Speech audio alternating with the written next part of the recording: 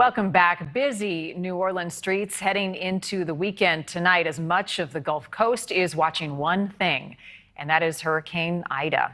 Ida hit Cuba as a Category 1 storm, dumping rain and bringing winds around 75 miles an hour. Now it is turning into a major and dangerous Category 3 storm, taking aim at the U.S. and specifically tonight, the state of Louisiana. Here is what we know at this hour. Ida expected to hit on Sunday. The president has already declared a federal emergency declaration, and the mayor of New Orleans is ordering everyone who lives outside of the city's levee systems to get out now.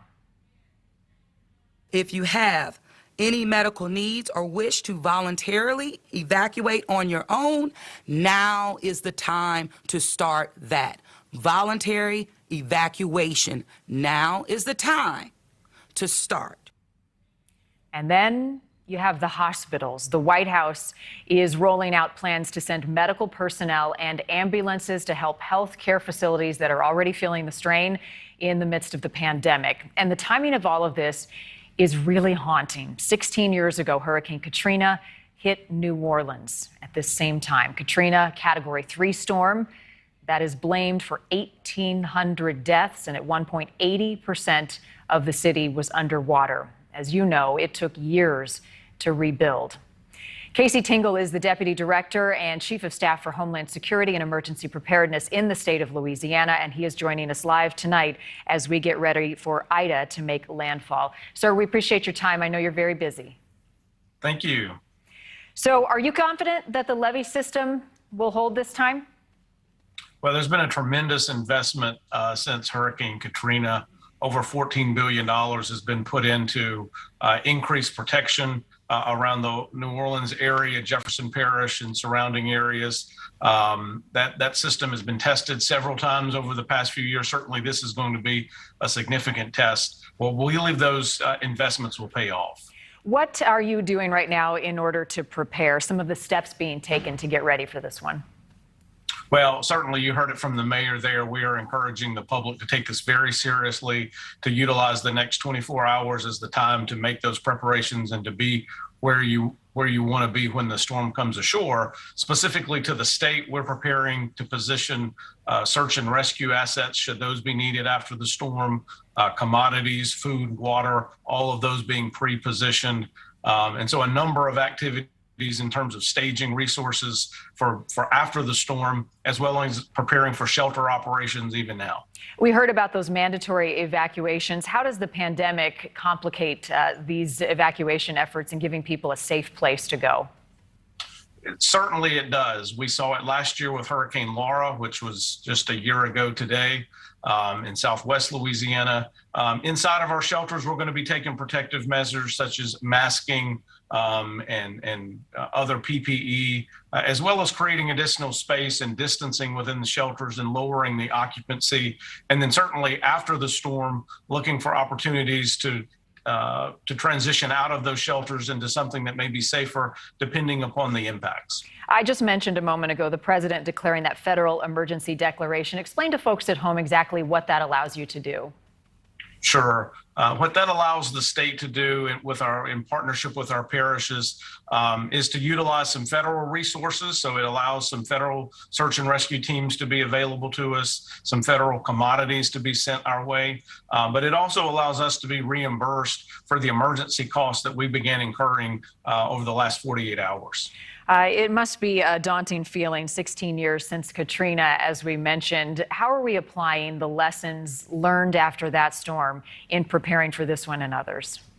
Well, certainly Katrina offered an array of lessons and opportunities for us to all get better. I would say the partnerships that we have with FEMA and our other federal partners, the Coast Guard, the Corps of Engineers, have never been stronger. The partnerships that we have with our parishes and their leadership has never been stronger. And we've seen that over multiple storms last year and in the years since Katrina. Certainly we've learned a lot and we've gotten a lot better, and hopefully we will see those lessons pay off. Finally, quickly, your advice for anybody who chooses to hunker down and stay where they're at.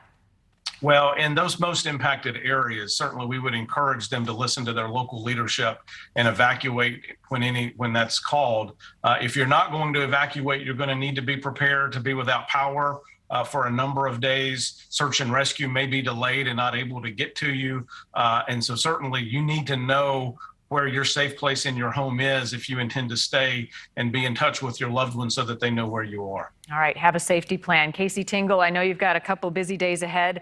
We're thinking about you and all of those in the path of this storm. Thanks for your time tonight. Thank you. Gerard Bailey is joining us now with the latest on Ida's path. So what are you watching right now? What are you worried about? Explosive development is what we are seeing.